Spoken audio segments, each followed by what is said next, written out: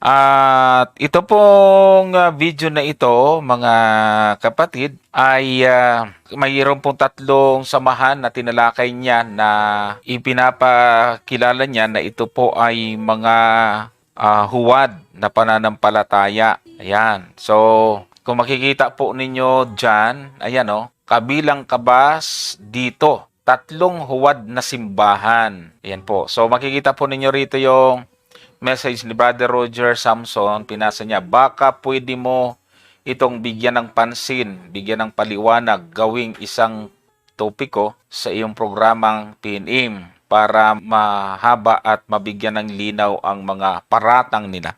So, wala na po itong research. Actually, hindi pa naririnig ito ni Brother Gomer. Mamaya lang din yung mapapakinggan. Ako naman ay medyo sa umpisa pa lang ay nakita ko na pong ang laking sablay. Kaya sabi ko hindi na kailangan ito pag-aralin. Ipi-play na namin diretso at pag may napansin kami sa sinasabi niya, titigil tapos ating sasagutin. Ano po, kasi buo ang kanyang tiwala na napaka malalim na kanyang presentation. Kaya lang nung umpisa pa lang at hanggang sa dulo, ay talagang pagkalaki pong sablay talaga mga kapatid. Ito po isang link, nakikita po ninyo dyan. May tanong, ito yung pinaka-topic, kabilang ka ba dito sa tatlong huwad na simbahan? Ayan. Tapos, ito na nga po yung message ni Brother Roger Samson na pwede bang talakayin. So, pinuntahan ko po yung YouTube niya mga kapatid. Maliit pa lang ito kasi meron lang siyang 6,000 subscribers. Ang kanyang pangalan ay Kwento at Babala. Yun nga po mga kapatid, ay nagkwento lang po talaga siya at hindi ayos yung kanyang mga batayan. So, atin pong papakinggan, katulad ng aking sinabi, wala na po itong research, wala na po itong basta narinig ko lang po sa kanyang mga sinabi, mali-mali kaagad eh. Ito, pakinggan po natin mga kapatid. Lalaki ho ito. Ang ginawa ko po ay iniba natin yung boses. At ito po yung yan. Ito po yung kanyang mga sinasabi. Lalaki po siya, dito ay nagbusis, babae na. Pangalawa po sa listahan natin ay ang simbahan ng Seventh-day Adventist. So, ibig sabihin ay una niyang tinalakay sa video ay Jehovah's Witnesses. Yan yung kanyang trinitics, mga kapatid. Kaya sabi niya dito, pangalawa sa listahan daw nila ay ang Seventh Adventist. O ano daw ang sabi niya? Ang simbahang Seventh-day Adventist ay isang denominasyon ng Kristyanismo na may natatanging paniniwala at mga kasanayan. Ang kanilang pangunahing paniniwala na umano'y nakabatay sa Biblia na ang araw ng Sabado ay ang araw na banal at dapat na pangahalagahan. O, yun dito ha. Parang sinasabi niya na ito ay haka-haka lang natin. Ilang araw ng pahinga ayon sa batas ng Diyos.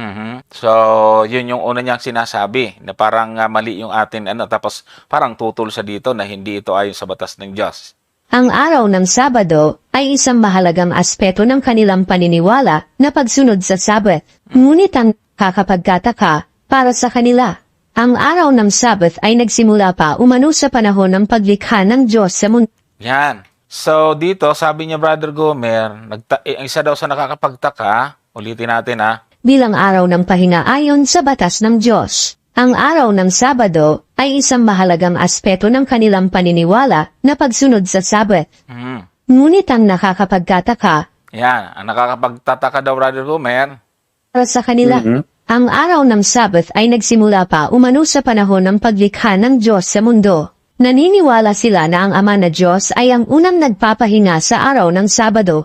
Yan. So, yung pagsasalita niya ng naniniwala sila na ang una o ang Amang Diyos ang unang nagpahinga sa araw ng Sabado at saka di umano, sabi niya, ay nagpasimula pa sa paglalang. So, ito po ay mga kapatid, ay malaki ho ang problema para sa akin, Brother Gomer. Kasi nga, kung babalikan po natin yung creation, yung aklat ng Genesis, ay binanggit po doon yung unang araw, pangalawang araw, pangatlong araw, pang-apat, pang-lima, pang-anim, hanggang pang-pito. Okay? Ngayon, kung tinututulan nito, Brother Gomer, na yung ikapitong araw doon ay hindi Sabado, hindi niya napansin may problema siya rito. Kasi naniniwala tayo kung ito ay relihiyoso, at hindi naniniwala sa Sabado, malamang ito ay linggo ang kanyang kinikilala. Ngayon, kung tutol siya, Brother Gomer, na yung ikapitong araw doon ay hindi Sabado, ang problema niya, papaano niya ngayon patutunayan sa Biblia yung linggo? Kasi magkasunod lang yan, Brother Gomer, di ba? Tama.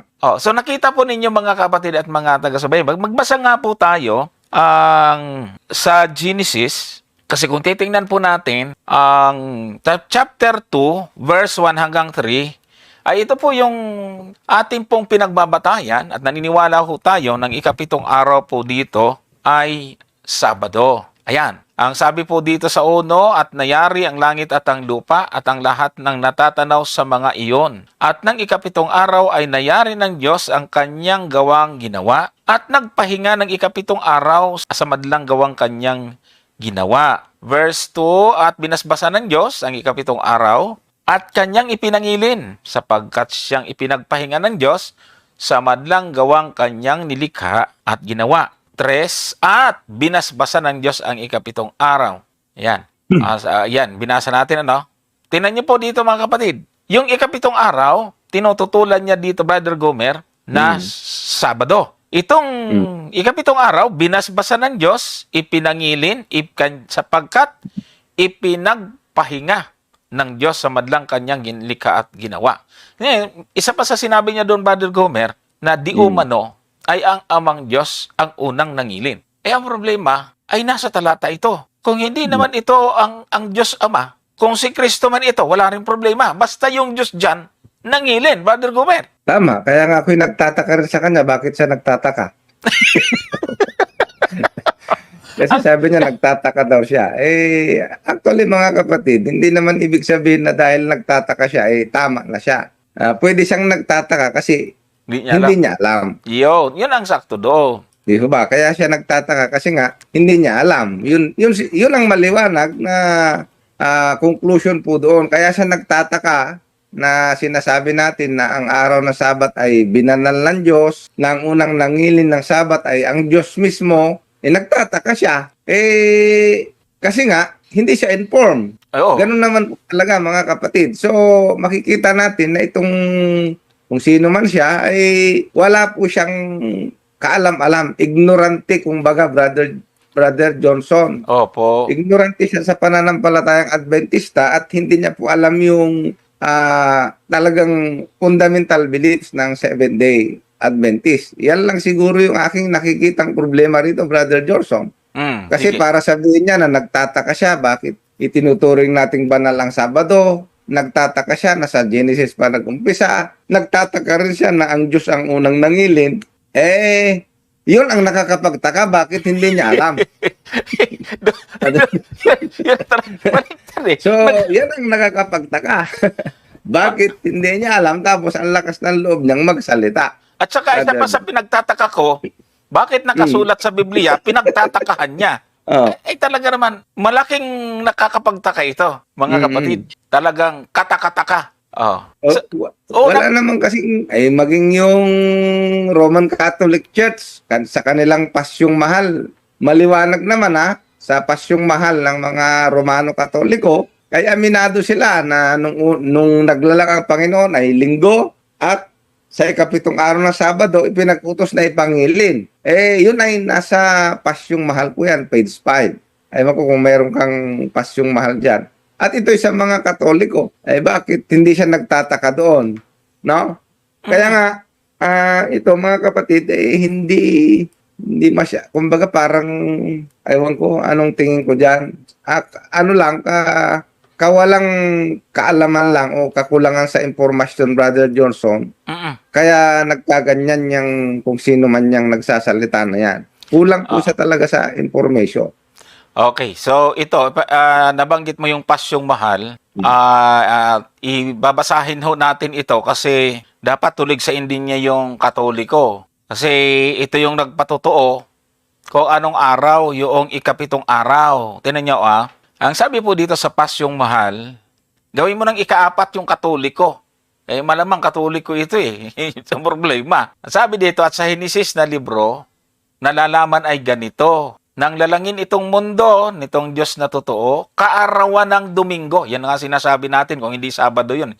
Problema yung Domingo na yan. Tapos sabi niya, sinutuot siniyasat ng Santa Iglesiang Dilag, ang sa Henesis na sulat, aniya ay pawang tapat, at Diyos ang nagpahayag. O iyan.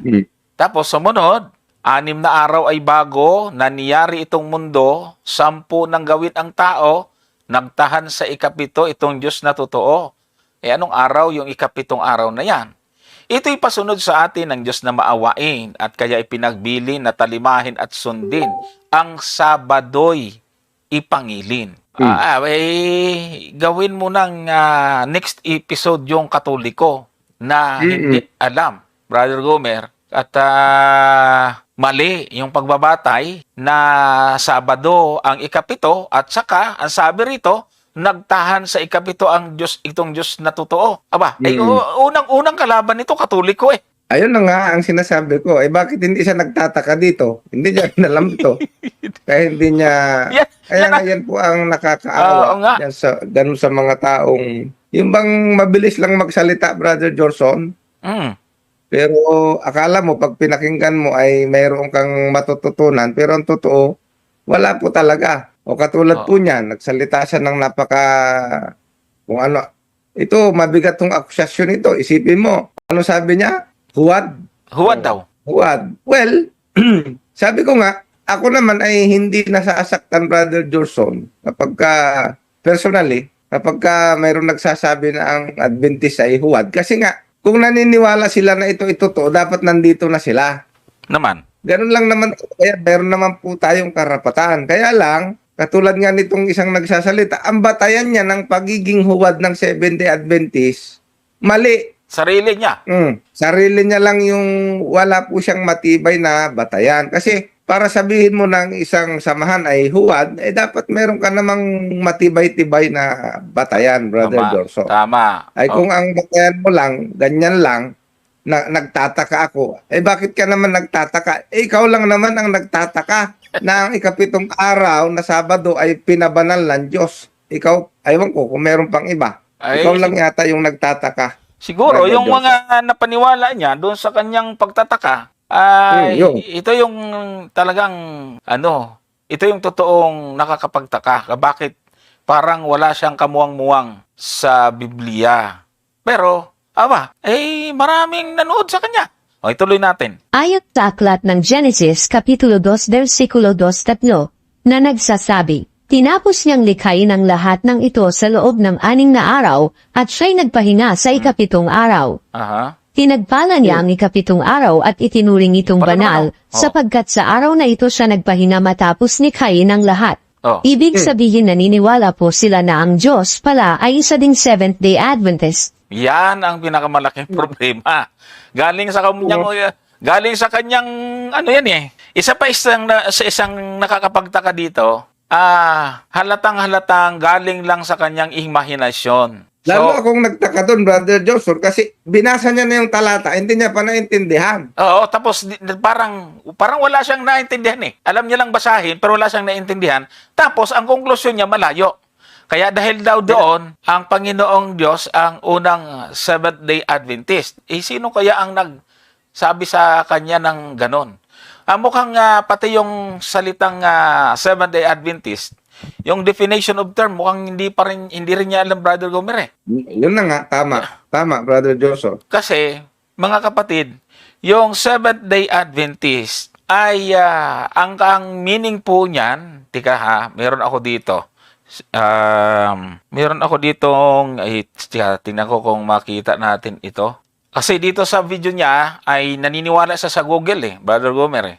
So, isearch niyo po sa Google, ito po, Adventist, noun, a member of any of various Christian sects, emphasizing belief in the imminent second coming of Christ. So, galing po sa kanyang bibig yun, mga kapatid, na ang ama ay Seventh-day Adventist. So, yung Seventh-day Adventist, nangingil ng 7 araw, at yung Adventist ay miyembro ng kahit anong sikta ng mga Kristiyano, Brother Gomer, nagbibigay ng emphasis o naniniwala sa talagang pagdating ng ating Panginoon. Ngayon, straw man's argument yon, nilagyan niya tayo ng salita sa bibig natin. Pag sinabi natin sa Seventh Adventist yung Ama, ay di naghihintay yung Ama sa pagdating ni Kristo. So nakita niyo kung paanong nakakatakot ang mga ginagawa nitong taong ito. Kaya kung ang kanyang programa ay babala, abay, babala po sa mga nanonood sa kanya, no? Napakadelikado po na maniwala po kayo sa kanya. Kasi doon pa lang na nagtuturo daw tayo na ang Ama, ang Seventh Adventist, ewan ko kung sino po ang narinig ganyan. Malamang galing lang po sa kanyang malikot na imahinasyon yun, Brother Gomer. Sa tingin ko nga, Brother Joshua, wala tayong ibang may isip na dahilan. Kasi nga, yung sa kanyang pinagsasabi, walang laman, walang batayan, kundi yung kanyang sariling imahinasyon. Ano pa nga bang masasabi po natin doon? Wala nang iba.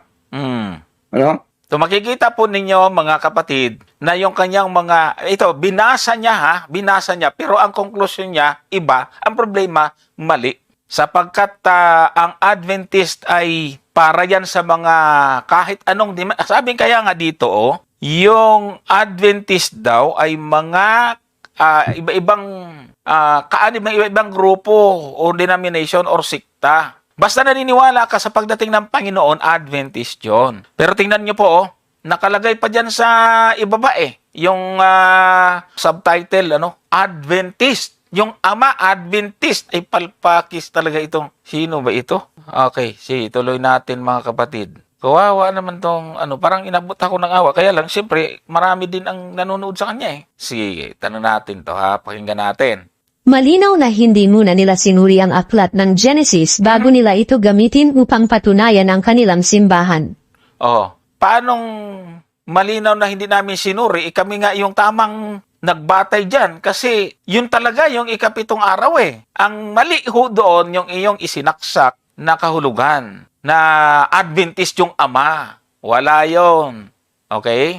Sige. Dahil sa panahon na yun, ay nakalimutan nila na wala pang kalendaryo. Ayun, ito, matapos ka ngayon. So, kung ang rason niya nga, katulad ng aking unang binanggit, Brother Gomer, kung ang rason niya, dahil wala pang kalendaryo noon, problema din ngayon yung linggo. Problema din. Kala nyo ba, Sabado lang yung problema? Yung linggo ay malaking problema kasi paano nyo natyak yung linggo kung hindi nyo tyak ang Sabado ay magkasunod lang yan? Tapos, ang malaking problema dito, kalaban nila Katoliko. Kaya ngayon yung sinasabi niya na, yung sinabi niya, parang hindi natin inunawa ang Genesis. Hindi daw natin sinuri mabuti. Hindi daw natin sinuri na mabuti. Hindi. Sabi nga sa Pasyong Mahal, linggo nga nung lumalangit. Ngayon, paano nalaman ng Pasyong Mahal na linggo kung walang kalendaryo? Tapos Sabado ay nagpahinga ang Diyos. Tapos ipinag-utos na ang Sabado ipangilin. Ang sabi doon sa Pasyong Mahal, lang namang sabihin natin, hindi rin nagsuri yung nagsulat niyan.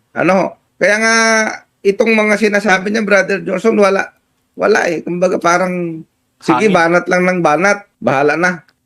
Yan. Okay. Tingnan natin sige, pakinggan muna natin siya. Kasi, banda rito sa may kalagitnaan o bandang huli ng kanyang video, ay naniniwala naman siya sa Google. Pero pag sinearch nyo, what is the first day of the week? Ang sagot ng Google linggo dito muna tayo sa kanya. Kaya ang sinabi ng talata na ikapitong araw ay walang katiyakan kung ang araw ba na ito ay Sabado. Yun! So, wala akong katiyakan daw kung yung araw na yan ay Sabado. Ang malaking problema dito po, mga kapatid, ay dapat makapag-provide siya ng history. Kasi, ang mga historian hindi ho nalito. Wala pong kalituhan sila sa paggawa ng kalendaryo mula sa Julian hanggang Gregorian at mula po doon sa tinatawag po nating Jewish calendar. Merong solar calendar at merong lunar calendar sa Old Testament. May batayan po sa panahon pa lamang ni Moises ay meron na pong pagbilang kung bakit ilang buwan o ilang araw bago natuyo yung baha sa panahon ni Noe, mga kapatid. At meron na kung kailang buwan, anong unang buwan, meron na silang kalendaryo noon. At yung mga tao noon na malapit doon sa creation, hindi ho yun lito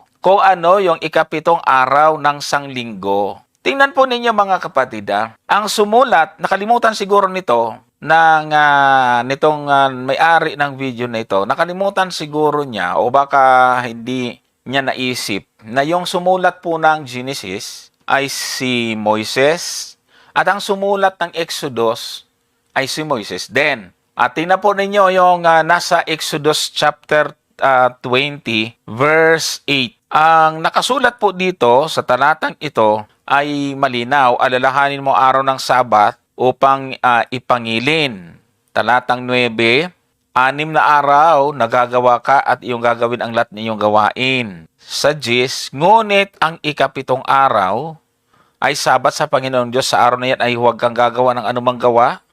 Ni ang iyong anak na lalaki ni babae, ni ang iyong aliping lalaki ni babae, ni ang iyong na iyong baka, na iyong taga-ibang lupa na nasa loob ng iyong pintuang daan. Sa 11, sapagkat sa 6 na araw ay ginawa ng Panginoon ang langit at lupa, ang dagat at lahat ng nangaroon, at nagpahinga sa ikapitong araw na pat pinagpala ng Panginoon ang araw ng Sabat at pinakabanan. Ito pong salitang ito ay nandun sa Genesis chapter 2, verse 3. Puntahan nga natin yon. Binasa na natin kanina. O, tingnan po ninyo mga kapatid. Binasbasa ng Diyos ang ikapitong araw at kanyang ipinangilin. Sapagkat siyang ipinagpahinga ng Diyos sa madlang gawang kanyang nilikha at ginawa. Itong tatlong ginawa dito ng Panginoon ay sa Genesis ay ito yung dahilan kung ba't iniutos dito sa Exodus. Matapos silang makalaya sa pagkaalipin na nakalimutan na po nila yung pangingilin na yan, ay inulit.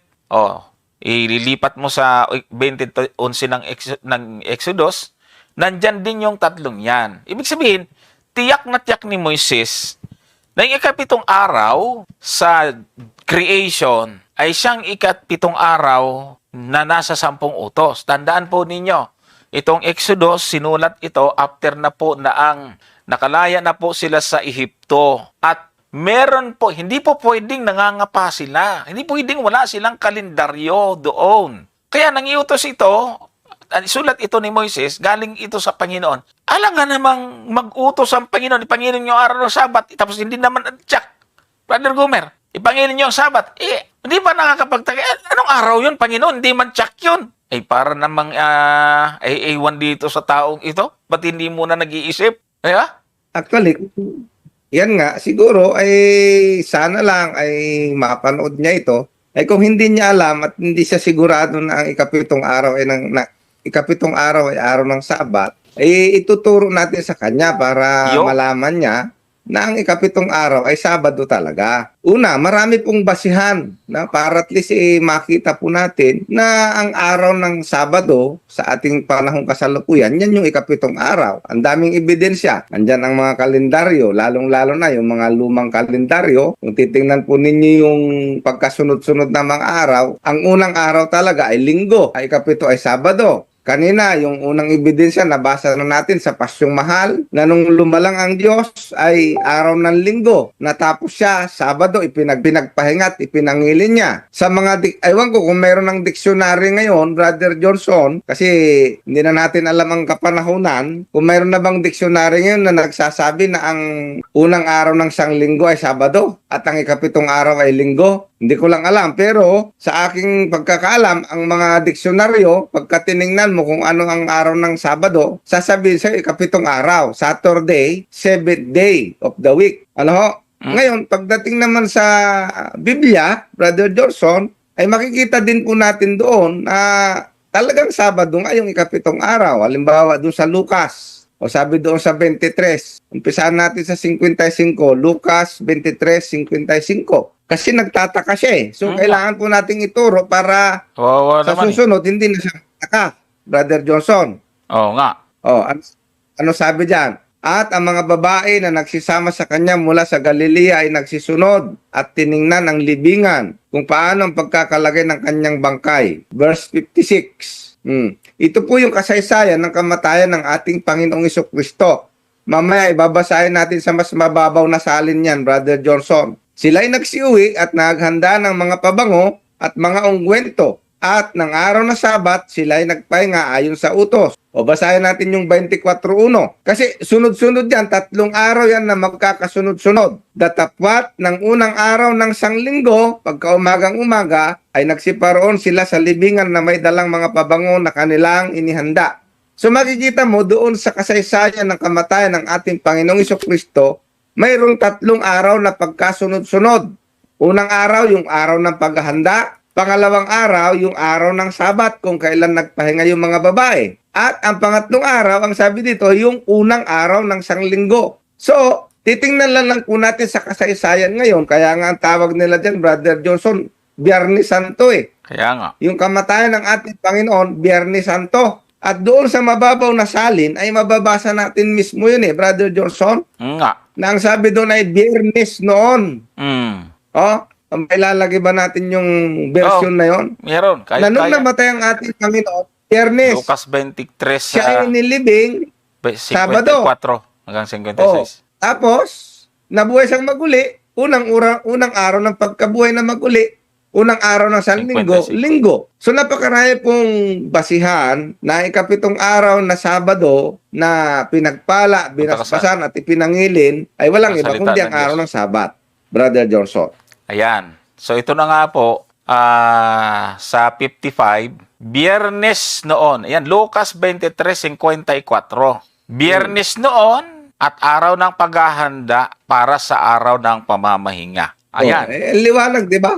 Oo. Oh. Nagtataka na naman siya dyan. Oh. Nagtataka siya pag maliwanag, Brother Gomer eh. Kaya nga, Brother Johnson, para at least sa susunod, hindi na sa magtaka. O yan o, Biyernes noon. Sabi, araw ng paghahanda para sa araw ng pamamahinga. O kita mo, Biyernes. Anong araw susunod sa Biyernes? Eh wala namang matino na magsasabi ng susunod na araw sa Biyernes ay Huwebes or Miyerkules. Sabado talaga yon. Ayan. At ang susunod naman na araw sa Sabado, walang iba, Linggo nga talaga yon. At hindi ho yan nakapagtataka. At dito, kung itutuloy natin sa 55, anong sabi diyan? Sinundan si Jose ng mga babaeng sumama kay Jesus mula sa Galilea. Nakita nila ang libingan at ang pagkalagay doon ng bangkay ni Jesus. Then, verse 56. Pagkatapos, umuwi sila at naghanda ng sari-saring pabango na ipapahid sa bangkay ni Jesus. At nang magsimula na ang araw ng pagpamamahinga, nagpahinga sila ayon sa kautusan. So, kahit itong mga babaeng ito na mga alagad kasama ang ina ng ating Panginoong Jesucristo ay nagpahinga sa araw ng Sabat Brother Johnson eh. Oo nga. Kaya nga ito yung dapat na, kasi nga sa ating panahon ngayon, although iginagalang naman natin Brother Johnson si Maria na ina ng ating Panginoon, abay alam na alam po natin na ibang-iba ang ginagawang paggalang ng mga Katoliko. Ipinoprosesyon nila yan, ipinagpapatahi ng damit yung kanyang imahe, Kaya nga yung isang tanong ko dun sa isang kaibigan kong Katoliko ay sabi ko, bakit si Birhing Maria, sabi ninyo, ay halos inyong talagang pinaglilingkuran, ay bakit hindi nyo gayahin kung kailan siya nagpapahinga or nangingilin? Ay sabi niya, anong araw ba nangingilin si Maria? Ay nung binasa ko na araw ng Sabado nangingilin si Maria, ay nagulat siya, Brother Johnson. Hindi ba? Kasi marami ngayon, sa totoo lang, ito ang pinagtataka ko rin, Brother Johnson. O yan. Kasi sa ating kapanahunan ngayon, hindi ko iniisip na mayroon pa palang mga tao, At marami pang mga tao na ang akala nila, yung linggo, ang ikapitong araw, Ay, Brother oo nga. Johnson. At saka marami na ngayon ang kalendaryo online sa internet na Lunes na yung nilagay na unang araw. Pati nga yung Ayan na nga. cellphone Pati yung bagong cellphone na mga ngayon, pag hindi mo iayos, ayun na ang nakaprogram. Oo. Kaya nangyayari Kaya nga. talaga Nangyayari na talaga yung nasa hula, Brother Gomer. Iyon ang katuparan, ang talaga na mangyayari. Marami hong tao, nakakalungkot man na isipin, pero marami hong tao ang misinformed. Na akala nila, di ba may mga karanasan tayo niyan, Brother Johnson Oo. Akala niya ang linggo, Sabado Tama. ang linggo, Sabat, yun ang Sabat, yun ang ikapitong araw. Akala niya yung linggo. Baka nga ito ganun Kaya pagka nalalaman nila na Sabado pa lang ikapitong araw at ito yung binasbasan ng Diyos, nagugulat sila. Yun. Hmm. Oh. Noon, akala ko, Brother Johnson, hindi ko na kailangan pang ipangaral na ang Sabado ay ikapitong araw kasi ang aking iniisip ay general knowledge ito. Mm. Kaya lang, meron pala talaga at marami pa ang hindi nakakaalam ng araw ng Sabado ay siyang ikapitong araw ng sanglinggo, Brother Johnson. Okay. Yan. So, may ipapakita po kami sa inyo mga kapatid. Maganda rin ito, total nandito na. Patutunayan po natin sa pagkakataong ito na yung kalendaryo pong hawak natin at yung kalendaryo sa panahon ni Noe at ni Moises ay mapagkakatiwalaan at magkapareho. Kasi nga, katulad ng ating sinasabi po mga kapatid, kung may nangyaring kaguluhan sa kalendaryo sa Biblia at natin ngayon, dapat may record po yan sa history. Kaya lang, ang daming record, Brother Gomer. Ang tanging nagkaroon ng record sa kasaysayan ay yung paglilipat ng Julian calendar papuntang Gregorian calendar. Pero never na nagkaroon po ng problema doon sa pagkakasunod-sunod ng araw sa isang linggo. At yun nga po, ito, ipakita ko lang ito. Ito yung nangyaring pagbabago mula sa Julian calendar hanggang Gregorian calendar. Ay kasi nga, habang tumatagal, nakita na po nila na hindi na umaakma yung oras. Kaya yung makikita po ninyo yung buwan ng Oktubre, yung 1, 2, 3 hanggang 4, dapat ang kasunod niyan ay 5. Pero naging 15. Yan. Ang dahilan, mga kapatid. Kasi nga, habang tumatagal, ay naipon na po yung pong na-delay na po ng 10 days, mga kapatid. Kaya noong 1582 ay nagkaroon po ng change ng calendar. Ito lamang ang natala sa kasaysayan.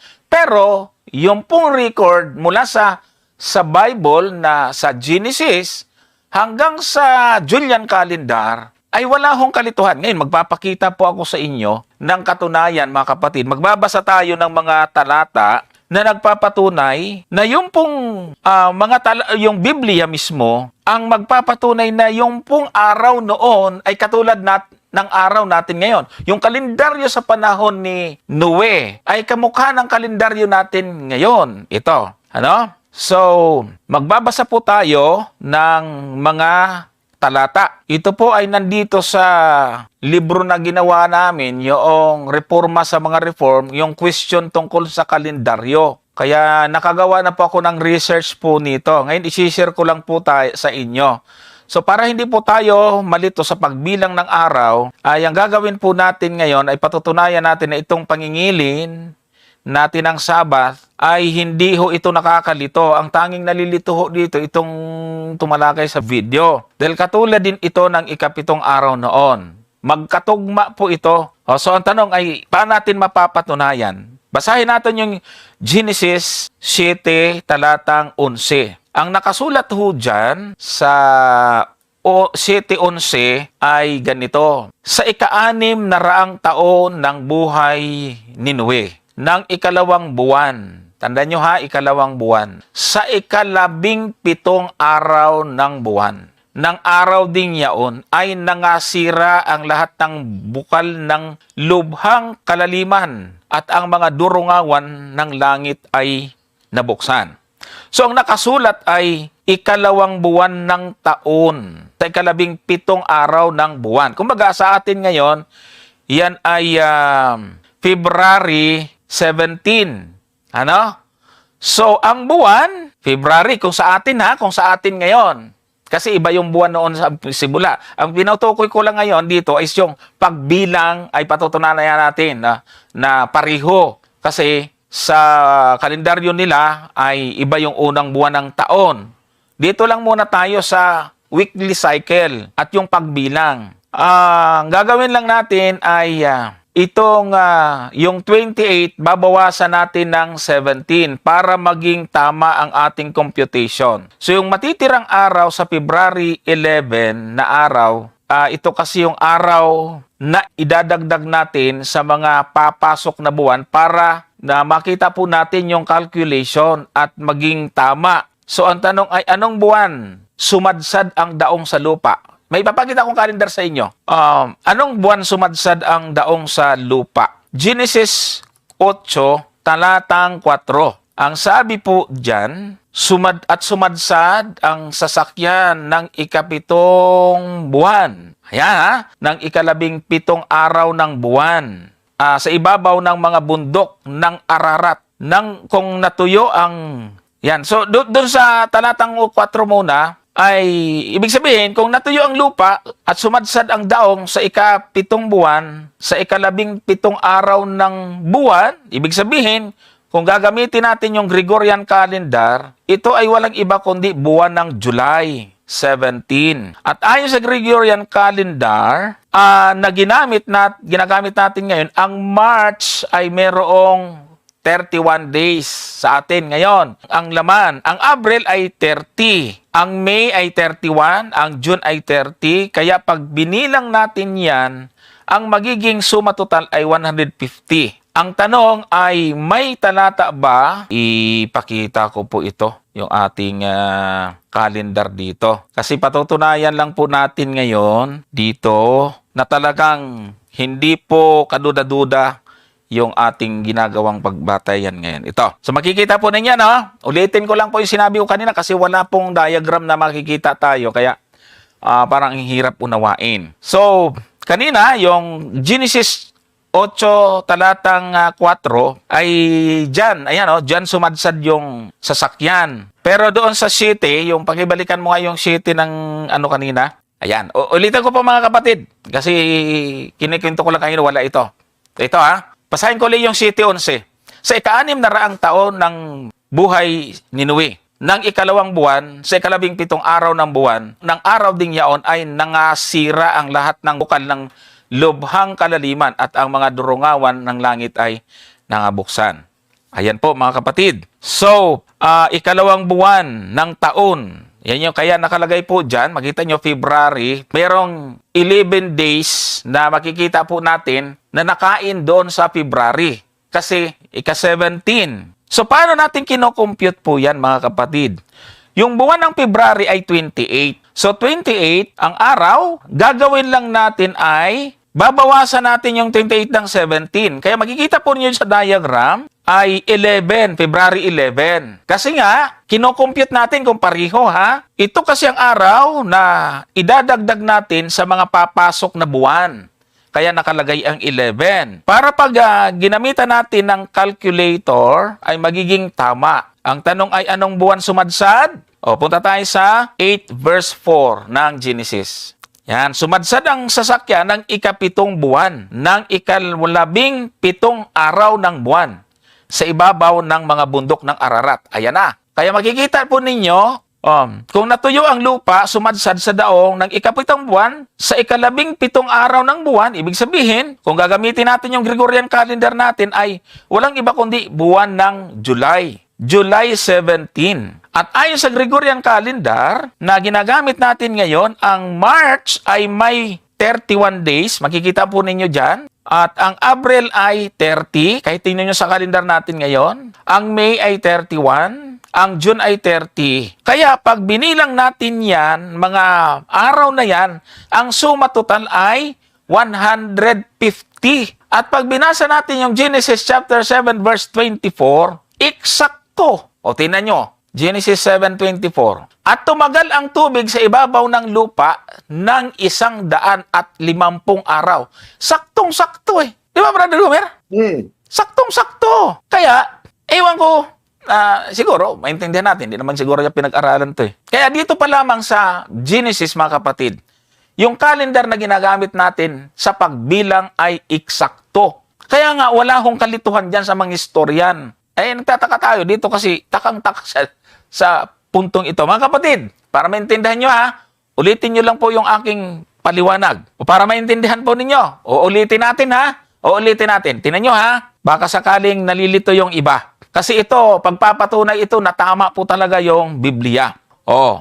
Ulit. Basahin natin ulit yung unang binasa natin, yung 7:11. Ayan ng Genesis. Nang ikalawang buwan, sa ikalabing-pitong araw ng buwan, ng araw din yaon, nangasira ang lahat ng bukal. Ito na yung pasimula, mga kapatid. So, yung February ay 28 days meron. So, sabi po dyan, sa ika-17 araw. Kung ibig sabihin, 28 minus 17 equals 11. Kaya, February 11 yung nilagay natin kasi yung matitira sa 17, yun ay kasamang bilang kung gaano katagal yung tubig. Okay? So, ayan na. Oh. Tapos, sa Genesis chapter 8 verse 4, sumadsad ang sasakyan ng ika-7 buwan ng ika-17 araw ng buwan. Kaya nilagay po natin dyan, sa kalendaryo natin ngayon, July 17. At pag tinutal nyo po yung sakop na araw niyan, ay eksaktong 150. At yun ang nasa city 24 ng Genesis. Oh, di ba? So, ayan yon na pinapatunayan po natin yung kalendar, wala pong kalituhan kahit na sa pagbilang. At saka yung araw, hindi po pinagrambol-rambol yon. Hindi po yun ni-reshuffle na para siyang bingo na kinakalug-kalug at binitawan na lang ng ganon. Wala. Kaya nga, sabi natin, Brother Gomer, pagka hindi nyo siguradong Sabado yon, problema nyo yung linggo nyo. Hindi nyo rin yan sigurado.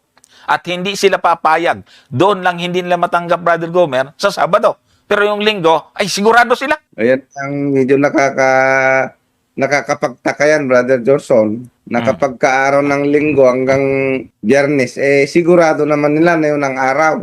Abi pag Sabado, hindi na daw sigurado. Talagang makikita po natin dyan, mga kapatid, na masyado lang silang bitter pagdating sa Sabado. Maraming galit talaga sa Sabado, Brother Johnson Marami. Okay, pakinggan natin to.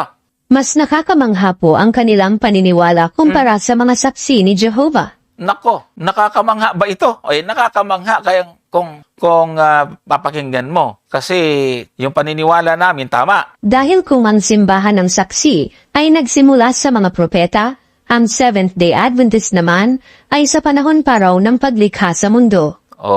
Sa kanyang bibig yun. Pero yung prinsipyo, Brother Gomer, ay mapapatunayan natin na yung ating doktrina mula pa talaga sa paglikha ng mundo. Tama, kasi nga, yun naman yung aral na dala-dala Oo, sa aral Pero, kasi. aral kasi ang pinag-uusapan dyan, Brother Johnson, yung doktrina. Kasi nga, yung nalabing binhi, yun din naman talaga ang katangian, hindi naman nagbabago. Yun. So, ang ibig sabihin, kung ano yung bayan ng Diyos noong una, ay ganun pa rin naman yung katangian ng bayan ng Diyos hanggang sa huling panahon, Brother Johnson. Kaya, yan po yung dapat na titingnan, yung aral na dala-dala. Tama. Kung ano yung aral na dala-dala. Kasi diyan naman talaga makikilala Brother Johnson. Oo, kasi kung sasabihin, makikilala talaga puro sa kanyang doktrina. Anong kwenta naman kung sasabihin sila yung una, pero ang doktrina, hindi naman yun ang nasa Biblia? Yun na nga. Kasi nga, yung mga tunay na Kristiyano, makikita mo yung tunay na aral, galing sa galing sa Israel. Wala namang ibang pinanggalingan ang tunay na aral kundi sa Israel talaga. Kasi nga, sige, basahin na nga lang natin yung mga talata, Brother Johnson. Halimbawa dito sa Roma 3, tingnan po ninyo. Ito ay Apostol Pablo po ang nagsulat nito na Kristiyano mismo, Brother Johnson. Hindi naman niya, kumbaga, si Apostol Pablo bilang Kristiyano, hindi niya po i-deny ito. Oo nga. O tingnan po ninyo sa Roma 3. Anong sabi ni Apostol Pablo? Ang talata ay 1. Anong sabi niya sa mga taga-Roma? Ano nga ang kahigitan ng Hudyo? O kita mo? O ano ang mapapakinabang sa pagtutuli? Ano sagot ni Apostol Pablo? Wala. Ganun ba? Ay kung ang tatanungin mo ngayon, itong mga nagko-comment dito sa comment section ng mga kontrabida, kapag si Apostol Pablo ang nagtanong, anong kahigitan ng Hudyo? Sasabihin nila, wala. Ano ang mapapakinabang sa pagtutuli? Ang sagot nila, wala. Pero pag si Apostol Pablo, ano sagot niya? Tingnan po ninyo. Verse 2. Marami. O kita mo, kaya kalaban ni Apostol Pablo itong mga nagko-comment na kapag, para sa Israel. Hindi Kasi sabi ni Apostol Pablo, marami daw. Ano daw? Sa anumang paraan, ang una sa lahat, ipinagkatiwala sa kanila ang mga aral ng Diyos. Paano sasabihin niya ni Apostol Pablo na ang ipinagkatiwala sa kanila ay mga aral ng Diyos kung obsolete na pala nung panahon na yan? Tama. Ay buhay Aral nga. Paano sabihin, Brother Johnson, ni Apostol Pablo na ang ipinagkatiwala sa mga Hudyo ay aral ng Diyos, kung nung panahon na ito, panahon ng Kristiyano, ay wala nang kwenta itong mga aral na ibinigay sa Israel. Mag-isip nga po tayo kahit konti lang. Kahit po si Apostol Pablo ay Kristiyano na, nananatili siya, na naniniwala siya sa kanyang panahon na ang mga aral ng Diyos ipinagkatiwala sa Hudyo, Brother Johnson. At yan yung tinanggap ng mga Kristiyano. Ano ang katunayan? Tingnan po natin doon sa Gawa 7. Yung mga kumukontra dyan, kumontra lang kayo ng kumontra. Wala po akong pakialam. Kasi itong mga talata na ating binabasa, Brother Johnson, hindi nyo kayang tutulan ito eh. Masakit lang po sa inyong tainga ito kasi nga, hindi nyo po ito sinusunod. O ano sabi sa Gawa 7:38? Hindi nga, basahin nga natin. Itong mga aral ng Diyos na ipinagkatiwala sa mga Hudyo, ano ang sabi ni Esteban? Na isa ring Kristiyano, Brother Johnson. Kristiyano ha? Si Esteban po ay Kristiyano nung sabihin niya po itong 7:38. Si Apostol Pablo ay Kristiyano din nung sabihin niya ang Roma 3. Tama. Pero nakakapagtaka, Brother Johnson, yung mga Kristiyano ngayon, kalaban nitong dalawang Kristiyanong ito, si Esteban at si Pablo. Napansin po ninyo, sino ngayon ang Kristiyanong kakampi ni Esteban at ni Apostol Pablo? Ay di walang iba, Seventh-day Adventist. Yun. Nakita nyo? Sigurado. Ay yung mga nagpapakilalang Kristiyano daw ngayon, kalaban sila ni Esteban, kalaban din sila ni Apostol Pablo. Kasi sabi ni Esteban, tingnan mo, ito yaong naroon sa iglesia sa ilang, kasama ang anghel na nagsalita sa kanya sa bundok ng Sinai. At kasama ang ating mga magulang na ano raw, na siyang nagsitanggap ng mga aral na wala nang kwenta ngayon. Buhay eh. Yun ho ba ang talata, mga kapatid? Yan ba ang sabi ni Esteban na yung aral na tinanggap sa Sinai, wala na yan ngayon. Sinira na yan ngayon. Yan ba ang nakikita natin sa talata sa ngayon kay Esteban? Hindi. Ano daw si Esteban? Si Esteban ay puspos ng Espiritu Santo. Tama. Ang ibig sabihin, Brother Johnson, kapag ikaw pala ay puspos ng Espiritu Santo, tatanggapin mo na yung aral na ibinigay ng Diyos sa Sinai, ang sabi ni Esteban, upang ibigay sa atin. Aral na buhay. Correct. Yun. Ay ang nagsasalita, puspos ng Espiritu Santo. Oh. Ay paano ngayon kumukontra dyan? Ay anong espiritu ang pumupuspos sa inyo? Ay di espiritu ng pagiging sutil. Ayan po yan. Ay kasi nga ang sabi ni Apostol Pablo, tingnan po ninyo sa Roma 8. Basahin nga natin yung talatang, sige nga, umpisa natin sa 6. Pansinin ninyo yung sabi ni Apostol Pablo rin. Roma 8 na ito. Sapagkat ang kaisipan ng laman ay kamatayan. Datapat ang kaisipan ng espiritu ay buhay at kapayapaan. Ay si Apostol si Esteban, puspos ng Espiritu Santo eh. Ano sabi niya sa 7? Sapagkat ang kaisipan ng laman ay pakikipag-alit laban sa Diyos. Yun pala, kaisipan pala ng laman itong mga nakikipag-alit sa Diyos. Bakit sila nakikipag-alit? Sapagkat hindi napapasaklaw sa kautusan ng Diyos. Yun ang kabaliktaran. Ay si Esteban, sabi niya, yung mga aral na buhay na tinanggap ng mga Israelita doon sa bundok na Sinai, aral na buhay, upang ibigay sa atin. Ay nagtataka naman ako, itong mga Kristiyanong nagpapakilala ngayon, hindi nila natanggap itong aral na buhay. Ay si Esteban natanggap niya, puspos ng Espiritu Santo. Ganon din naman si Apostol Pablo, Brother Johnson. Yan. Malaking malaking dagdag kaalaman to, mga kapatid, kung hindi lang mangungulit. Kasi itong mga ADD, huwag na natin pasinin kasi ang comment lang namin, bulaan kasi ito. Mali. Puro ganun lang naman. Ganun lang naman ang makikita natin. Bulaan, gano'n. Kay Ellen G. White, para sa Israel. Hanggang ganun lang naman. Kaya hayaan na lang natin, mga kapatid. Ang maganda, huwag na natin masyadong seryosohin yung mga ganyan. Oo. Ang pinagkasalamat natin ay nandyan. Walang absent nga eh. Sige. Pakinggan natin to, mga kapatid. At ayon sa kanilang doktrina, ang araw ng Sabado ay ang Sabbath na ginawang batas sa panahon ni Moses Oh, ito po malinaw po ito eh. Talagang nakakapagtaka tong ito.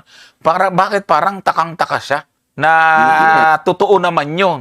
Oh. Sa pamamagitan ng 10 utos, kung saan sinabi ng Diyos sa aklat ng Exodo Kapitulo 20 versikulo 8, Mm. lagi mong tandaan at ilaan para sa akin ang Yan, araw ng pamamahinga. Yan. Ngunit maraming pagkakataon na ang pamamahayag ng kanilang mga pastor ay hindi magkakatulad. Ito na ha. Oh. Ewan ko sinong pastor yung pinicture niya. Adventist ba talaga yan? O kung saan lang nanguha ito ng picture? At meron bang sinabi dyan? Sana nakuha siya ng busis, ng pastor. Oh. Ano daw? Ayon sa kanilang pagpapatunay na ang Panginoong Hesus daw ay isang Seventh-day Adventist rin. Yan. Yan ang sinasabi natin. Kaya nagkikwento lang siya. Kaya nga kwento at babala eh. Ang ganyang programa, nagkikwento lang. So, ang magandang program nito, kwento at balbal, hindi babala. Kasi ang kanyang programa, kwento at babala. Kwento at balbal ito. Dahil, sino yung nagsasabi sa yung ganun?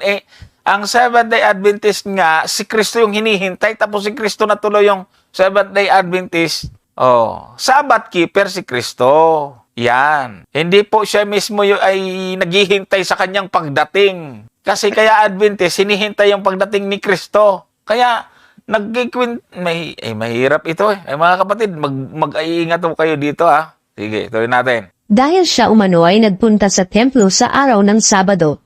Ito ay mababasa natin sa aklat ng Lucas Kapitulo. Brother, yan ang mga alam niyo ho ba yung ibig sabihin ng umano? Oo. Allegedly. Oo. Si Kristo ba ay allegedly na nagpunta sa templo? Hindi po yun allegedly. Alam nga niya binasa niya pa. Alam niya ba? Yan nga ang problema niya, Brother Johnson. Kanina, kinukontra niya yung Genesis. Tapos, binasa niya rin yung Genesis. Ngayon, ang sasabi niya naman, umano. Anong umano? Wala hong ganun. Allegedly, hindi ho ang ating Panginoon talagang nagpupunta sa sinagoga tuwing Sabat. Yan ang narrative na nakalagay sa banal na kasulatan. Yeah. Okay, tuloy natin ito. 4 versikulo 16 na nagsasabi, pumunta si Jesus sa Nazareth, ang bayan kung saan siya lumaki. Gaya ng kanyang nakaugalian, Tama naman pumasok yan. siya sa templo ng araw ng pamamahinga. Tama naman tong talata niya. Tapos umano. Tapos sabi niya umano. Oo nga. Kaya nga, yung pagpili pa lang ng salita, gumagawa sa Brother Johnson ng salita na parang lumalabas yung ating sinasabi na ang ating Panginoon ay pumupunta ng sinagoga tuwing Sabat. Imbento lang. Pero, siya rin ang magpapatunay na hindi imbento kasi magbabasa siya ng talata. Ang pinatunayan niyang imbento, itong talatang binasa niya. Parang ganun lumalabas. Ganon nga. Yun ang di umano. Mali yung 4:16. O, pakinggan natin siya. Tumayo siya upang bamasa ng kasulatan. Ang talatang ito ay pabalik-balik na ipinahayag ng kanilang mga pastor na si Kristo ay isang Sabadista. Ayan. Dahil? Siya ay magpunta sa araw ng Sabado sa templo. Ayun. O, ito, tanggap natin yan. Paulit-ulit talaga natin binabanggit niya na si Kristo, Sabbath keeper talaga. O, yung bansag na Sabadista, yan ay bansag, pero ang ibig sabihin yan ay nangingili ng Sabat. Meron po ako ditong Biblia, na Bisaya.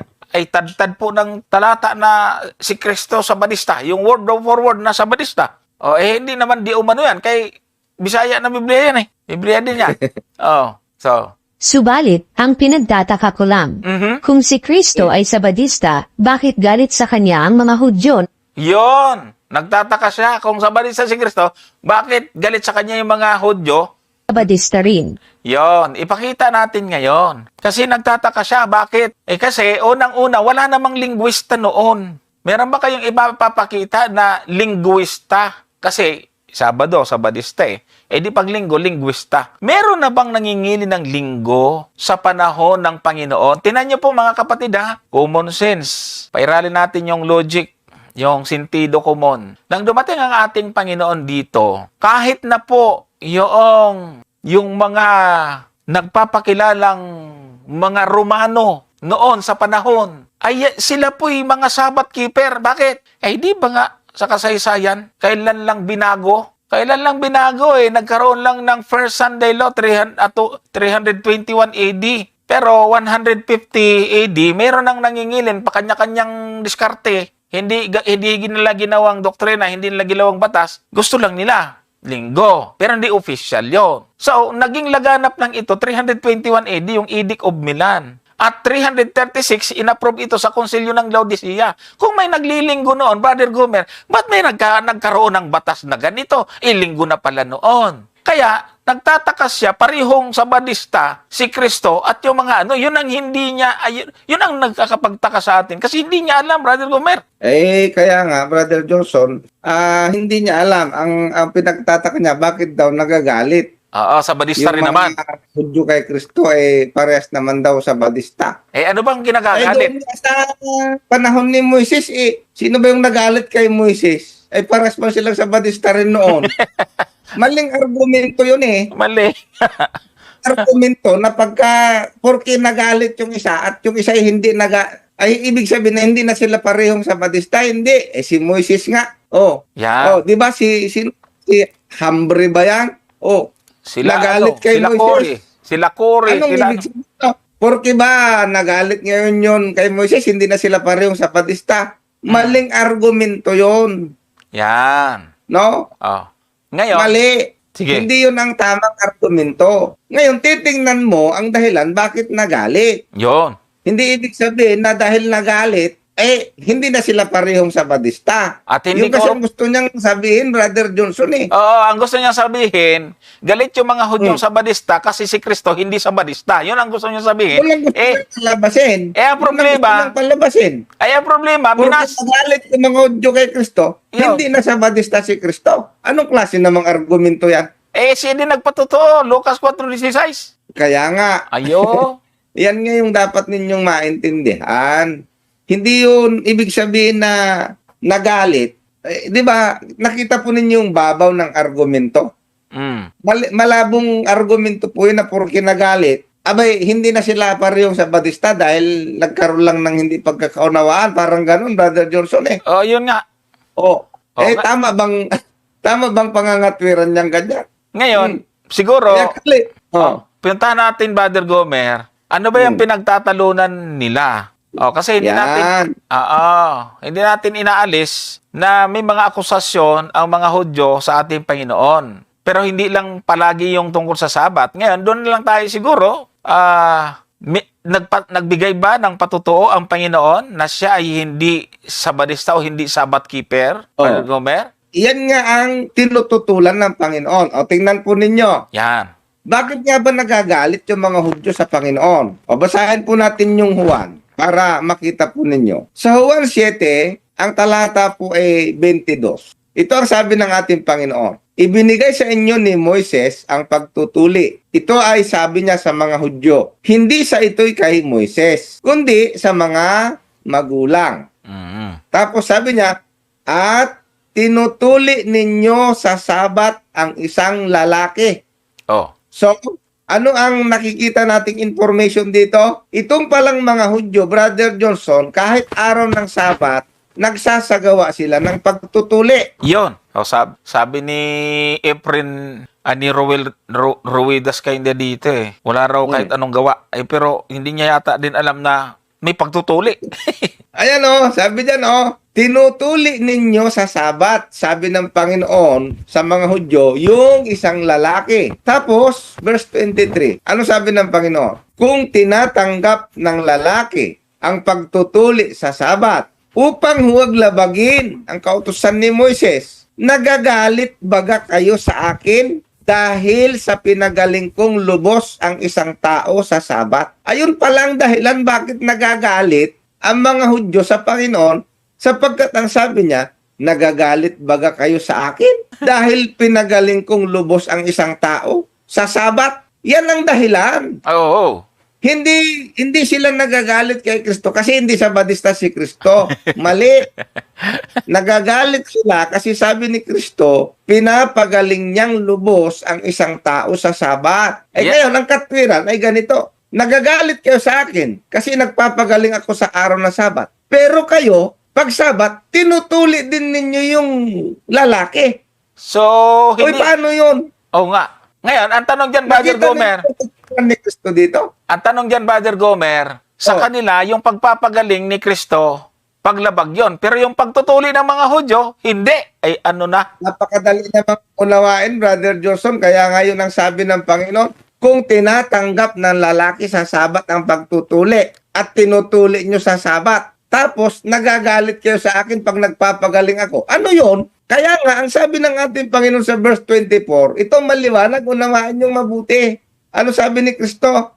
24, huwag kayong magsihatol Yo. ayon sa anyo, kundi magsihatol kayo ng matuwid na paghatol. At saka, Ay, Brother Gomer, napakaliwanag. tsaka, Ibig sabihin, yung hatol ng mga Hudyo sa ating Panginoong Mali. Kristo na sinira niya yung Sabat dahil siya nagpagaling, maling paghatol. yan. At saka, Brother Bakit? Gomer, wala siyang sinasabi na yung Sabat ninyo, wala na yan. Di ako nangingilin yan. Wala.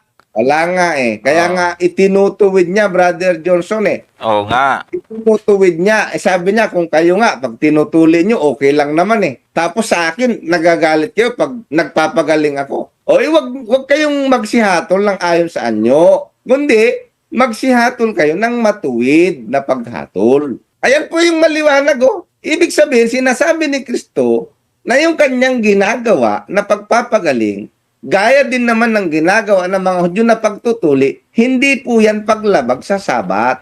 Paliwanag po ba yun? O yun po yun. Okay. Kaya hindi katwiran yung dahil sila ay mayroong hindi pagkakaunawaan ay hindi na parehong Sabadista.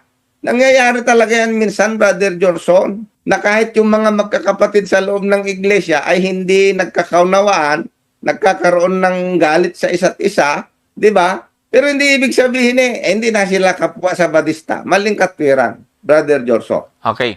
So, para matapos natin ito, doon tayo sa may napansin ko doon sa may bandang huli na sinabi niya. Baka kasi hindi natin abutin yon. Maiksi yung video niya pero tad-tad kasi ng mali eh. Kaya mahaba.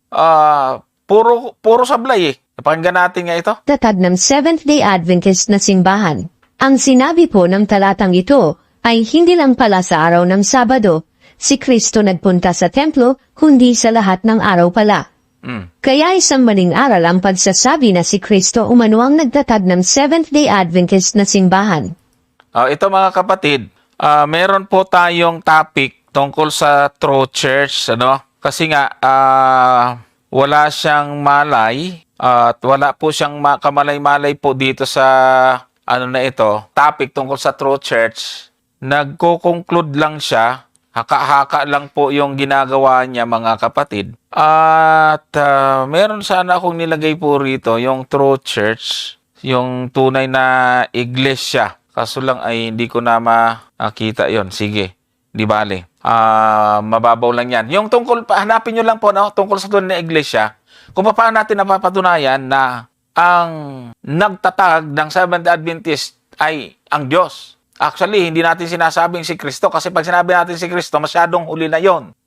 Bagaman naniniwala tayo na si Kristo naroon na sa Old Testament, pero mapapatunayan natin na nagtatag nito ay Diyos. Bakit? Sa aral eh. Ang walang karapatan magsabi na sila'y tinatag ng Diyos, yung doktrina na wala naman. Kaya, ang pinakatunay talaga na bayan ng Diyos ay ang Seventh-day Adventist kasi nga yung aral naroon na. Alamin natin at tandaan natin na nakaranas ng pag-uusig ang bayan ng Diyos at lumitaw ang isang magbabalik o magpapanumbalik ng mga sinirang mga aral. At yan yung Seventh-day Adventist, ang katuparan po niyan. Meron kang sabihin dyan, Brother Gomer, kasi pupuntahan ko yung palpakis niyang sinabi sa bandang huli. Sige, ituloy mo na yan. Ayan. Turo ng kanilang mga pastor, unang-una sa Genesis, pangalawa sa Exodo, ngayon naman kay Kristo. Sa madaling sabi po, hindi sila nakakatiya kung kailan ba o saang lugar itinayo ang kanilang simbahan.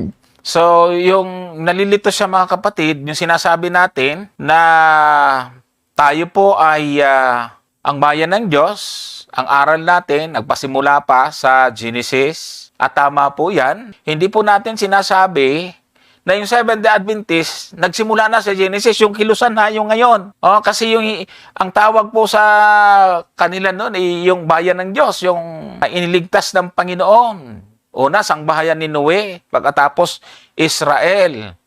kiniklaim po talaga natin yan. Palibhasa, hindi niya maintindihan, nagtataka siya ngayon. Ngayon, pagdating sa panahon ng Panginoon, siyempre, hindi na rin natin sinasabi, tinatanggi, na yung Panginoon, yung pinangunahan niya, ito pa rin yung kanyang bayan. Pero hindi ho panibagong iglesia yon. Ipinagpatuloy ng ating Panginoon, paulit-ulit na natin tinalakay, na si Kristo hindi nagtayo ng panibagong iglesia. Siya, hindi naman niya alam yon. Kaya takang-taka siya. At ang kanyang kalituhan, ipinasa niya sa atin. Dahil nalito siya, tayo raw ang nalito, Brother Gomer. Ngayon, sinasabi naman ng mga pastor ika na yung mga alagad o dito sa bandang paglitaw na ng samahan ng Seventh-day Adventist, doon siya nalito at pinalabas niya na tayo ang nalilito. Ganun naman talaga ang buhay. Hindi natin masisisi. Katulad itong mga nagsisigaw dito, mga bulaan daw tayo. Ano ang gagawin natin, ano? Sige lang. Kumbaga, wala Kumbaga, ayaw sa 10 utos, pero gusto naman yung tato. Oo. Tapos parang ano yan? Pero hindi nagigising sa katotohanan. Ang pahirap niyan, para silang mga bingi na, kay Moises yan. Ang tato, kanino ba yan?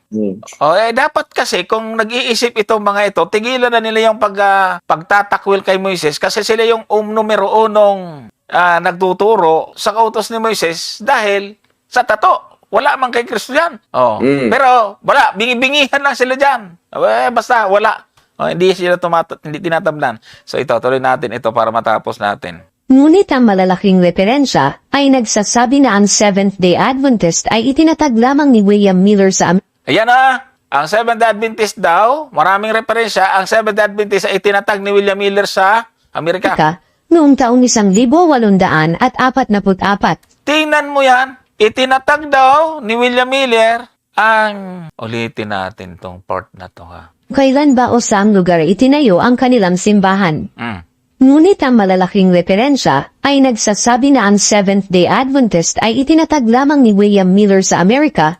Yan ha. Ito talagang bulastog ito Ang Seventh-day Adventist daw itinatag ni William Miller sa Amerika. Marami daw malalaking referensya sa Amerika noong 1844. Saan kaya siya kumuha? Ako magpapakita po ako sa inyo kung paano mag-research ha. Sige, tuloy muna natin to. Noong taong 1844 at ang virtual founder nito ay si Ellen Gould White. Ito ay pinatunayan ng Encyclopedia Grolier Volume. Yan, Encyclopedia Grolier Volume 1. Pahina 35. Na kahit ilang beses pa nating balik-balikan ang pagtatanong sa Google kung si Kristo ba, yan kahit uling buwis daw, balik-balikan sa Google kung si Kristo ba yung nagtatag ng simbahang Seventh-day Adventist. Pabalik-balik rin na sasabihin ng Google ang pangalang William Miller at Ellen Gould White. Tinan nyo po mga kapatid kung gaano kasinungaling ito. Ipapakita ko po sa inyo kung gaano kasinungaling itong nagsasalita dito. Dapat pala busis na niya mismo pinarinig natin para alam kung paano mag-iingat.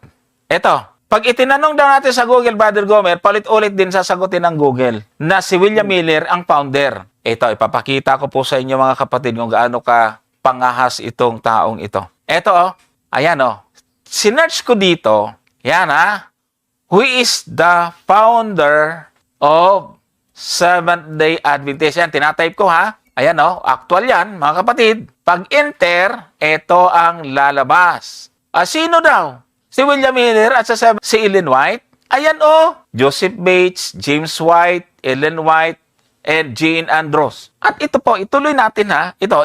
Ika-copy-paste ko po ito. Yan mismo. Walang labis, walang kulang. Google ka mo Ito po ang nakasulat. Yan The Seventh-day Adventist Church was officially founded in 1863, hindi 1844, by Joseph Bates, James White, Ellen G. White, and Jean Andros. While the church roots trace back to the Millerite movement. Millerite movement hindi Seventh-day Adventist. Led by William Miller. So yung pinangunahan ni William Miller, Millerite movement who preached about the imminent return of Jesus. It was these 4 individuals who formally established the denomination. William Miller is considered the leader of Millerite movement but not the founder Oh, the Seventh-day Adventist Church. Aba, ay hindi ka ba naman ma-high blood dito sa taong ito, Brother Gomer eh. Niluloko tayo. Kawawala ang naman yung mga maniniwala dyan, Brother Johnson. Sapagkat, sa bagay, maraming ano yan, Brother Johnson eh, maraming nailigaw sa ganyang paniniwala. Aba, ay maraming ang Kahit- pagtuwa sa video niya. Kahit paulit-ulit nating itinatama yung maling paniniwala, ay nandun pa rin sila. Hindi, si Ellen White ang puno nyo. Di ba? Ayun, paulit-ulit.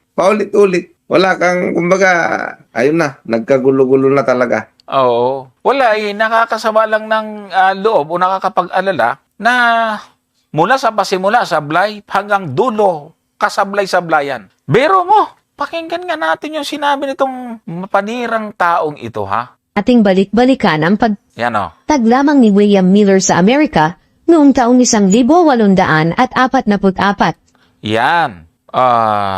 Tingnan mo ha, 1844 daw, itinatag. Tapos ang sabi niya, marami daw referensya. At ang virtual founder nito ay si Ellen Gould White. Ito ay pinatunayan ng Encyclopedia Nagrolier Volume 1, pahina 35. Bakit doon ka nagbatay? Sige. Hindi lang daw doon. Dito siya na dali ngayon. Na kahit ilang beses pa nating balik-balikan ang pagtatanong sa Google kung si Kristo ba ang nagtatag ng simbahang Seventh-day Adventist. Ayan ha, mali yung tanong niya eh. Dapat itatanong mo, sino yung founder ng Seventh-day Adventist? Ayan.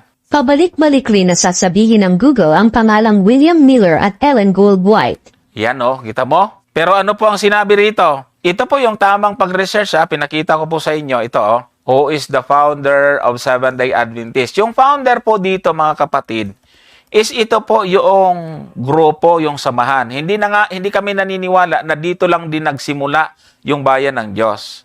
Kasi ito po ay katuparan ng prophecy ng paglitaw ng nalabing binhi ng babae na inusig, pinersecute, nagtago at lumitaw sa tamang panahon. At nung lumitaw, siyempre may mga ginamit na tao. Wala naman samahan, Brother Gomer, na magsasabi, bumaba si Kristo at yun ang nagparehistro. Wala namang ganon. O eto, siyempre bilang kilusan ay naandito. At kung sino man iyan, ay hindi totoo yung sinasabi niya na si William Miller at noong 1844 at si Mrs. White. Kasi ang totoo, 1863. Bakit? 1844, si William Miller yun na mali yung calculation nung prophecy, 1844, darating si Kristo. So, hindi po doon nabuo ang Seventh-day Adventist. Yun ay Adventism kasi si William Miller na naniniwala sa pagdating ng ating Panginoon.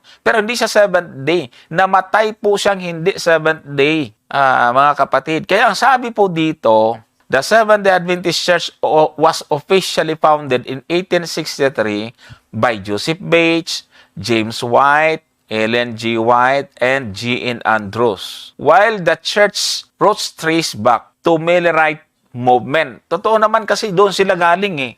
Led by William Miller. So, ano yung pinangunahan ni William Miller?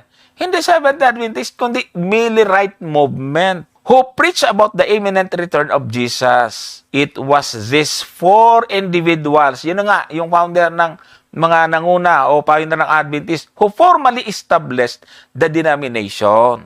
William Miller is considered the leader of the Millerite movement, but not the founder of the Seventh-day Adventist Church. Ito po ang sinasabi ng Google, paulit-ulit daw. Dinadaya tayo nito. So, mga kapatid, panoorin nyo po itong tulad, halimbawa nito, nakita nyo sa screen, sino ang founder ng Seventh-day Adventist Church. Marami po video yan. Doon nyo malalaman. Brother Gomer, sige. Okay, yan nga, Brother Johnson, alam naman natin na sa ating sarili ay puro, yan, masasabi natin pong misinformed or kasinungalingan, yung sinasabi ng nasa video na yan, Brother Johnson. Yan, Kasi halatang halata naman na talagang hindi niya po alam yung kanyang sinasabi. Wala na tayong pwedeng magawa pa dyan, mga kapatid. Wala Kundi itama at doon sa mga napaniwala sa ganyan, sana ay Huwag nyo nang ipagpatuloy ang ganyang paniniwala, Brother Johnson. Oo nga. So, ayan.